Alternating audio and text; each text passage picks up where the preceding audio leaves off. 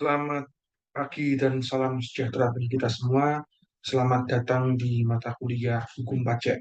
Pertama-tama saya mohon maaf kalau terpaksa perkuliahan hari ini saya menggunakan media YouTube lagi, karena alhamdulillah hari ini ada pembuatan ISK dan otomatis waktunya sangat terbatas banget karena memang biasanya ini hampir sama dengan akreditasi sehingga memang butuh banyak persiapan dan butuh banyak waktu. Jadi saya mohon maaf kalau untuk perkuliahan kita terpaksa menggunakan media YouTube dulu sementara. Tapi jangan khawatir, nanti mungkin sekitar seminggu aja sih. Minggu depan insya Allah udah kembali normal. Tapi kita kuliahnya Senin ya, untuk yang kelas A. Jadi mungkin baru bisa normal 2 minggu lagi mungkin ya. Nggak apa-apa. Nah, berkaitan dengan perkuliahan hari ini, saya menggunakan media YouTube karena memang ada berbagai macam masalah kayak Iska tadi. Sama saya juga sedikit menghimbau ke teman-teman sekalian, bagi yang karena hari ini kosong, saya minta untuk teman-teman sekalian ikut memeriahkan program Pilmapres. Ya, program Pilmapres ini dilaksanakan di GP lantai 7 kalau nggak salah. Silahkan kalian bisa melihat dan mengikuti acaranya, ikut sukseskan dan ramaikan kegiatan dari Fakultas Hukum. Nah, berkaitan dengan mata kuliah hukum pajak itu ya, kita udah kemarin pertemuan kedua, kita cuma bisa membahas sedikit aja ya. Sekarang kita akan masuk ke materinya lagi.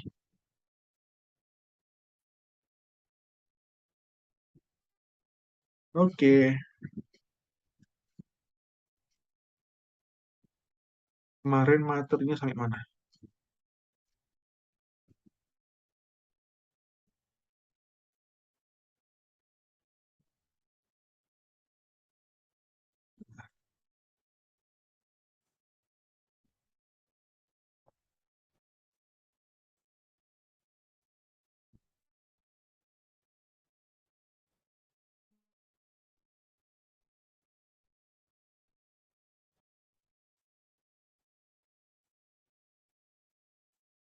Oke, oke.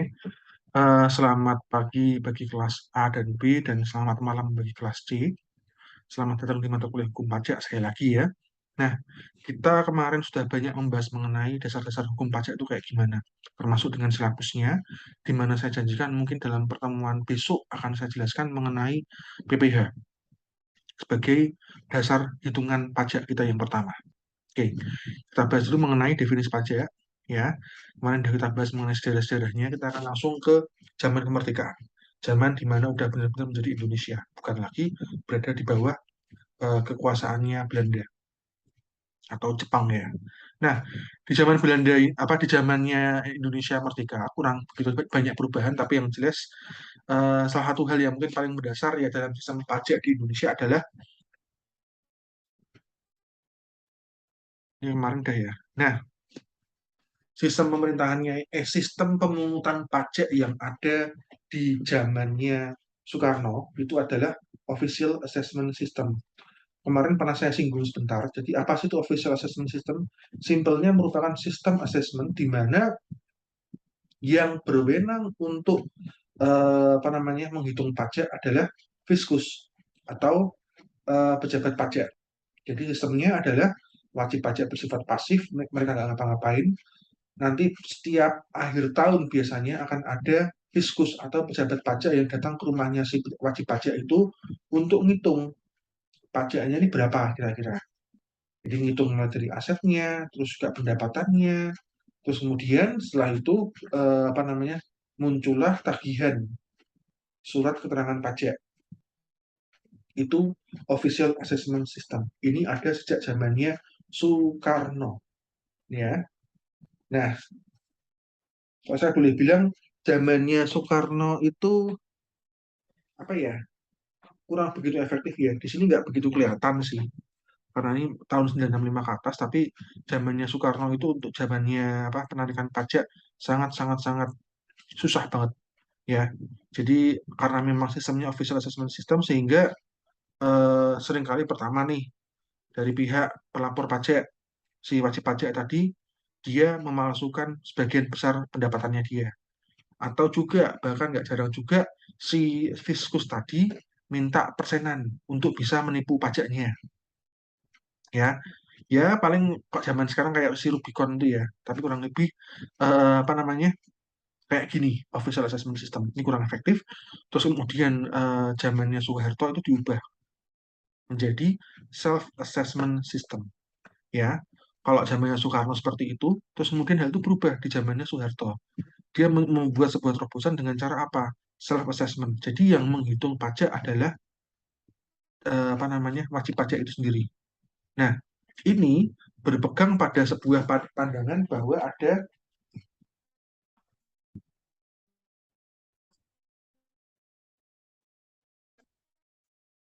hal yang dikenal dengan istilah good faith,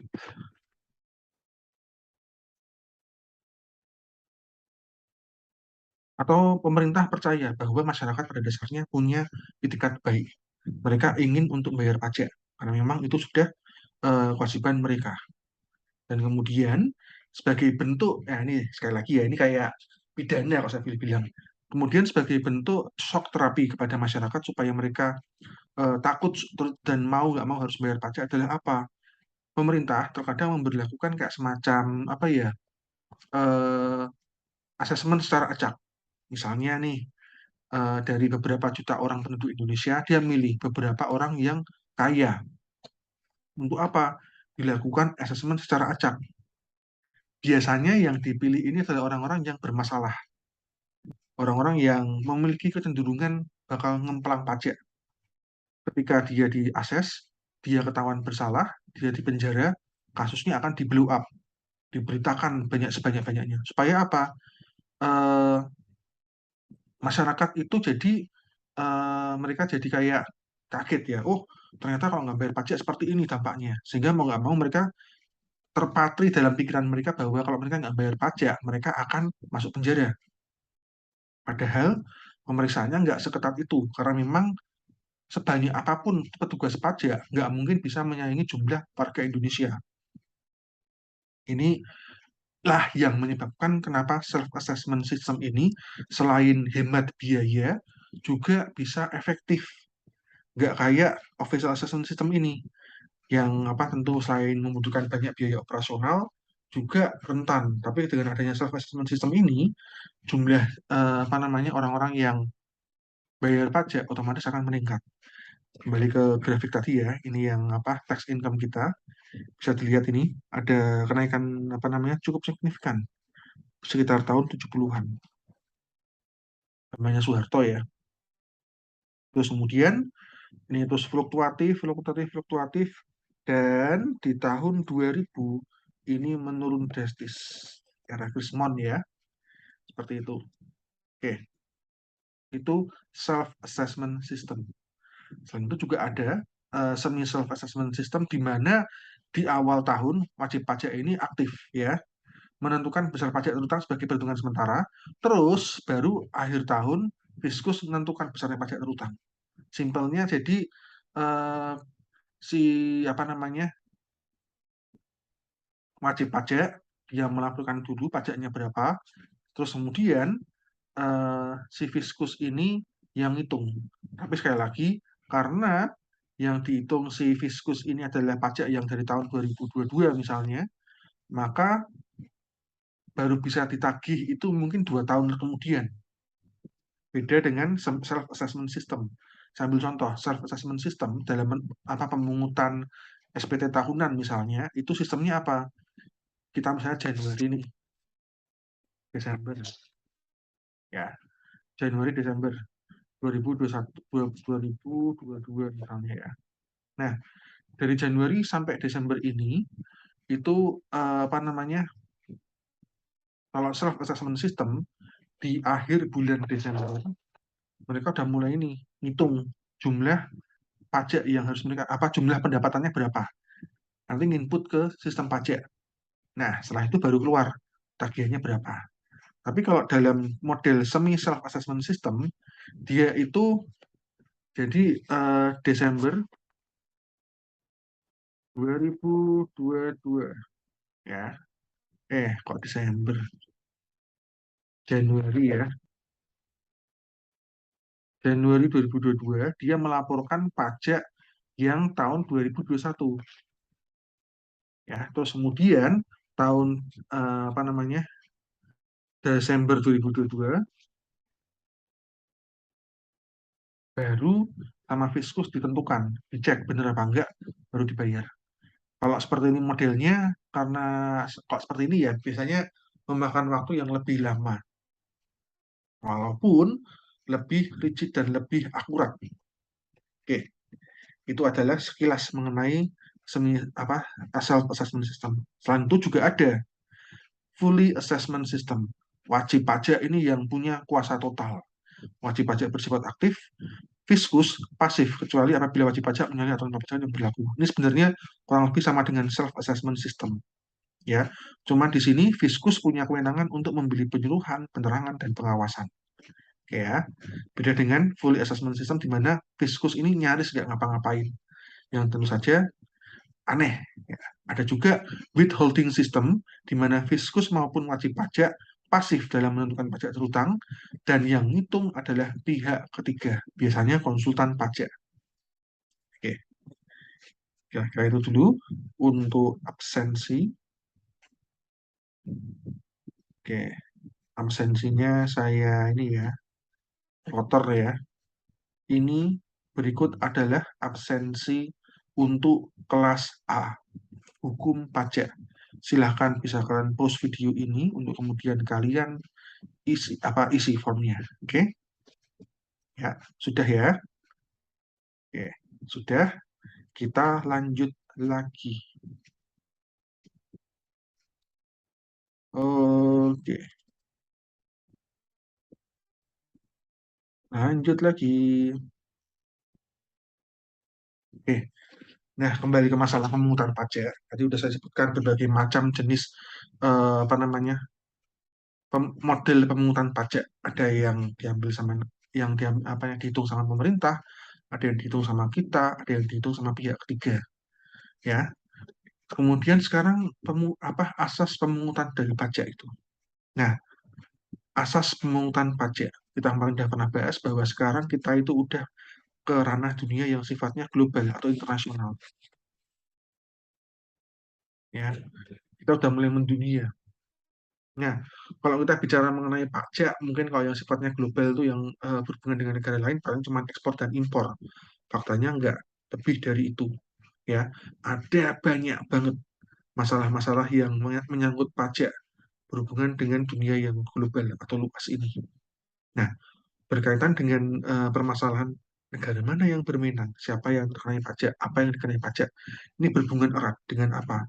Negara tempat domisili subjek pajak atau subjek pajak yang bertempat tinggal di negara yang menganut asas tersebut, terus juga penghasilannya kayak gimana dan lain-lain. Nah, ini juga berhubungan erat dengan asas nasionalitas terkait apa keluarga negaranya dan lain ya. Terus sumbernya terdapat dari mana? Terus ya kayak ini, saya ambil contoh. Oke, sekarang saya ambil contoh ya. Eh, ini juga menjadi sebuah permasalahan tersendiri karena ini berhubungan erat dengan sebuah konsep yang bernama internet. Nah, bagaimana bisa kita tahu bahwa kalau kita bicara mengenai internet itu udah borderless banget. Kalian orang Indonesia bisa mengakses Amazon yang berada di USA. Kalian orang Indonesia bisa mengakses situs-situs manapun yang berada di negara manapun. Dan kalian juga bisa beli barang dari sana. Oke, kalau misalnya barangnya sifatnya fisik, gampang ya. Misalnya kalian beli, katakanlah Gundam kayak saya misalnya. Saya beli Gundam atau mungkin beli mainan atau mungkin beli barang tertentu yang berbentuk fisik, jelas barang yang apa beli dari Amerika nyampe ke Indonesia, saya otomatis wajib bayar impor, jelas. Terus juga ada PPN-nya, jelas barangnya kelihatan. Nah, tapi sekarang kita bicara mengenai barang yang tidak berwujud dalam hal apa? Software.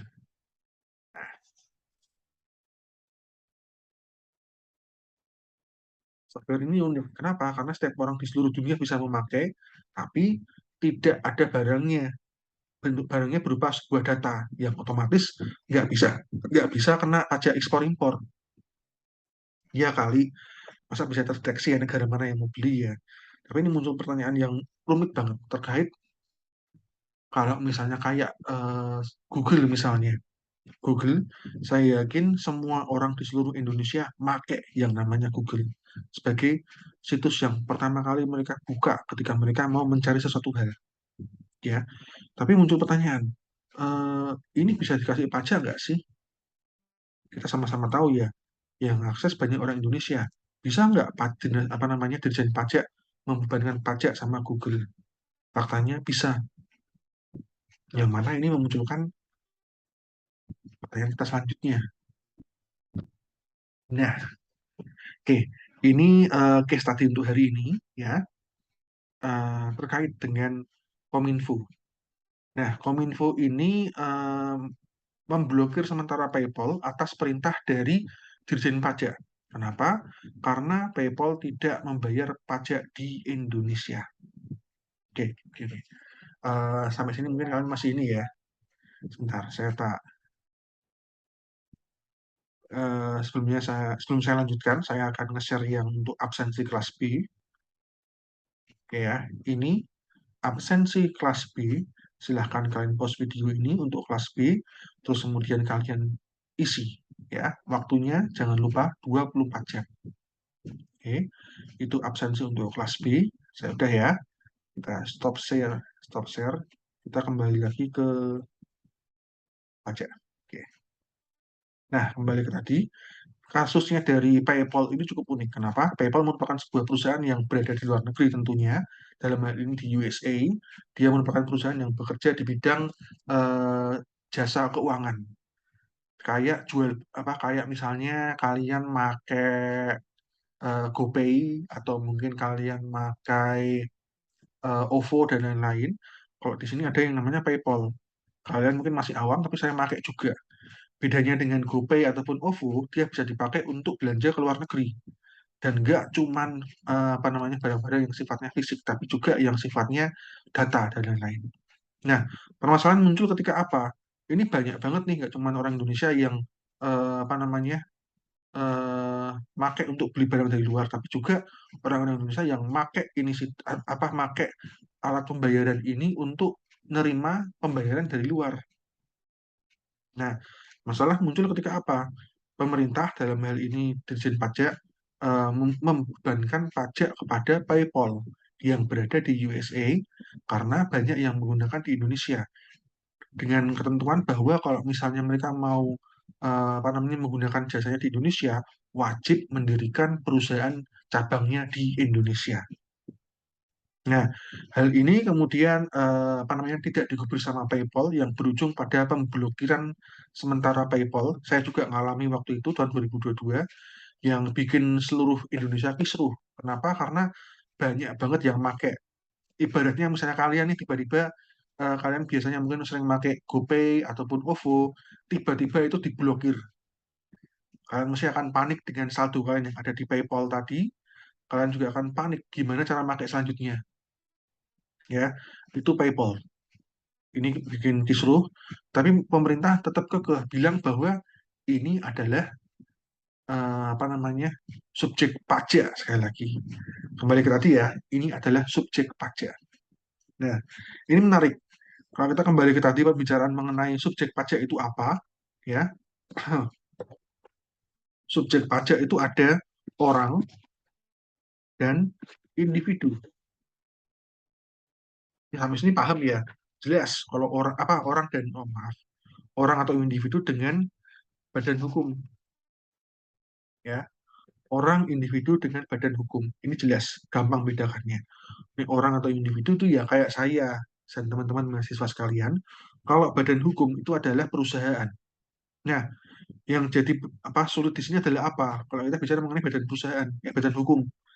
Badan hukum kayak misalnya Google. Google tidak perlu mendirikan cabang di Indonesia sekali lagi. Tidak perlu mendirikan cabang di Indonesia, orang tetap mengakses Google. Mereka nggak perlu mendirikan cabang di Indonesia. Ya udah, mereka bisa tetap ya apa ada di Amerika, tapi semua orang seluruh dunia bisa mengakses, termasuk Indonesia.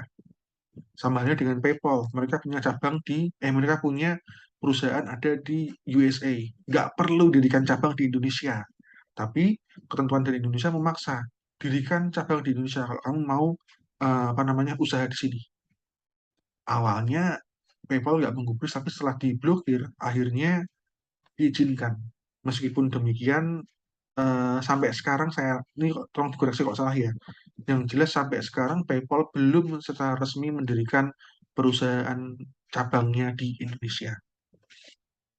Karena memang satu hal yang unik ya kalau kita bicara mengenai mendirikan cabang, karena cabang itu nggak bisa segampang itu mendirikannya. Tentu saja membutuhkan biaya yang nggak sedikit. Tapi pemerintah juga punya agenda sendiri, karena dengan adanya pendirian cabang di Indonesia, otomatis apa namanya bisa mendongkrak perekonomian Indonesia seperti itu. Tapi bagaimana pendapat kalian? Oke, nah ini berhubungan dengan pertemuan kita hari ini. Pertemuan kita hari ini nyantai aja, nggak terlalu sepaneng, nggak terlalu banyak materinya. Saya hanya akan sekedar membahas mengenai masalah blokiran PayPal ini aja. Nanti dalam absensi yang kalian buat itu, di pertanyaan ketiga, pertanyaan perkuliahan ya, silahkan berikan pandangan kalian. Menurut kalian, pemerintah ya, dalam hal ini Kominfo, memblokir PayPal di Indonesia itu benar nggak sih? Silahkan kalian kaji. Ini apa namanya, waktunya 24 jam ya, baik kelas A, B maupun C. Silahkan kalian manfaatkan waktu sebaik-baiknya. Kita kuliahnya nyantai aja. Yang penting saya materinya bisa saya sampaikan kepada teman-teman sekalian ini dengan baik. Oke, itu untuk pertanyaannya ya. Oke, lanjut. Kita sampai ke hapusnya hutang pajak. Saya akan sedikit flashback kemarin bahwa pajak itu simpelnya merupakan hutang. Ya, pajak simpelnya merupakan hutang. Hutang harus dibayar. Oke. Nah, karena dia merupakan hutang, otomatis dia juga apa namanya? Terikat dengan konsep hutang pada umumnya. Artinya apa? Dia dapat hilang juga. Nah, sama halnya dengan hutang ya. Hutang itu dapat hilang kalau udah dibayar atau dikompensasi atau dibebaskan atau berjaring atau dibatalkan. Kita bahas satu persatu. Nah, pembayaran sebagaimana yang sudah kita ketahui ya simple. Pembayaran ya pembayaran ya, dibayar pakai duit atau mungkin pakai cek dan lain-lain. Intinya kewajibannya sudah diselesaikan. Itu pembayaran ya, dan tentu harus lunas. Ada juga tapi ya selain itu juga ada yang namanya kompensasi atau perjumpaan hutang. Apa sih ini kompensasi atau pembayaran hutang? Jadi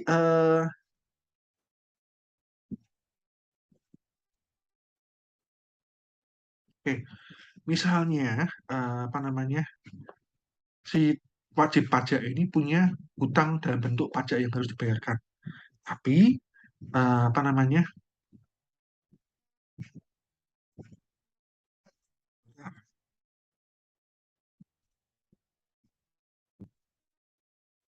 Oke, ini agak unik nih. Tapi dia juga memiliki tagihan. Misalnya nih, kalian tahun 2022 ya, kalian tahun 2022 bayar pajak, tapi adalah karena mungkin kesalahan dari apa namanya Dirjen Pajak, kalian bayarnya agak over ya. Harusnya bayar 10 juta, tapi bayar 20 juta. Nah, kalian udah bayar segini nih, tahun 2023 kalian disuruh bayar lagi pajak kan. Tapi dilihat sama Dirjen Pajak, oh dia udah over 10 juta nih kemarin, tahun kemarin. Ya udah, dianggap sudah lunas. Asalkan jumlahnya sama ya. Atau biasanya juga dikurangi dari pajak yang tahun sebelumnya yang kelebihan tadi. Konsepnya seperti itu. Tapi di sini seringkali ini hanya untuk apa namanya yang sistemnya fully assessment system atau yang sifatnya eh, official assessment system ya, yang intinya yang hitung bukan dari si wajib pajak. Sehingga kalau ada kesalahan ya bukan kesalahannya tanggung si wajib pajak. Seperti itu. Ya. Hal yang sama juga berlaku ketika misalnya ya 2022 nih misalnya dia harusnya bayar pajak 20 juta ya, tapi dia memalsukan pendapatannya dia sampai dikiranya cuma bayar 10 juta. Terus tahun 2023 baru ketahuan setelah diakses. Wih, kamu tuh ternyata kamu belum bayar nih. Ya udah, maka sisanya 10 juta ini dibayarkan apa harus dibayar, ditumpuk juga di tahun 2023 sebagai tanggungan yang harus terbayarkan. Itu perjumpaan hutang. Selain itu juga ada pembebasan. Jadi ini adalah peniadaan hutang. Nah, yang paling umum terjadi adalah apa? Ketika ada yang namanya,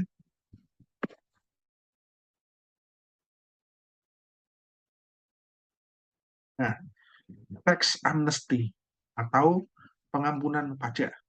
Nah, kalau di luar negeri saya nggak tahu ya, mungkin ada yang konsepnya pembebasan full seperti ini, tapi ada juga yang sifatnya, yang diakui di Indonesia tepatnya ya, sifatnya itu masih pembebasan, bukan pajak ya, tapi pembebasan denda. Salah satu elemen dari pajak yang berhubungan erat dengan keterlambatan membayar pajak pokok. Saya pernah cerita, saya pernah bayar pajak, itu dendanya gede banget. Maka ketika ada tax amnesty yang mulai bulan ini kayaknya, orang-orang pada berbondong-bondong nih, nggak perlu bayar yang namanya denda, ya. Karena memang kalau misalnya kita nggak bayar pajak, akan ada banyak banget ini kerugian-kerugian yang kita alami, seperti pembekuan izin perusahaan, ataupun bersama apa dirjen pajak dan lain-lain. Nggak enak pokoknya kalau belum bayar pajak. Oke, itu pembebasan. Terus ada juga verjaring, jadi ini berhubungan lagi dengan sistem pemungutan pajak ya, yang fully assessment system ataupun yang official assessment system, di mana yang memungut itu bukan apa namanya, yang memungut itu bukan si apa namanya wajib pajak, tapi pemerintahnya. Sehingga dalam hal ini misalnya pemerintah ternyata terbukti telah lupa nagih pajak kepada si orang yang bersangkutan, maka kalau udah lewat 5 tahun ya, dianggap sudah daluarsa. Sehingga boleh tidak ditagih dan dianggap sudah writing off atau sudah dibebaskan verjaring. Ya, terus ada lagi pembatalan. Ya, pembatalan ini adalah dalam hal di mana apa namanya ada kesalahan dalam nominal pajak ataupun eh, kesalahan-kesalahan lainnya yang sifatnya mungkin apa namanya membutuhkan apa namanya kebijakan untuk menghapus pajak tersebut. Saya ambil contoh lah ini paling gampang lah, pembatalan ya. Misalnya yang bersangkutan dikasih surat ini pemberitahuan pajak, tapi ternyata salah, bukan pajaknya dia, tapi pajaknya milik orang lain, salah tulis nama misalnya, ataupun mungkin dia punyanya dia, cuman ternyata nominalnya salah. Mungkin pemerintah salah baca apa salah tulis apa gimana, sehingga perlu dilakukan pembatalan. Tapi si wajib pajak itu tetap harus membayar pajak yang sesuai dengan yang dia miliki. Oke, itu pembatalan. Ya, oke. Seperti itu. Ya, untuk berkali hari saya sampai di sini aja. Terakhir mungkin ya, pertanyaan yang mungkin akan saya tanyakan minggu depan, dapatkah pajak diwariskan? Udah pernah saya jawab ya, silahkan kalian pikirkan. Saya akan tanyakan minggu depan pertanyaan ini. Minggu depan, tapi kita akan fokus ke hitung-hitungan, yakni bahas mengenai cara ngitung PPh. Saatnya menghitung ya biasanya. Oke,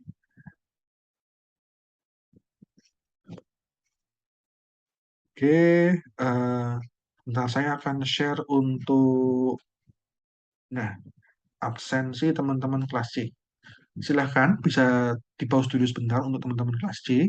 Di pause terus kemudian kalian ketik secara manual, terus kalian isi absensinya.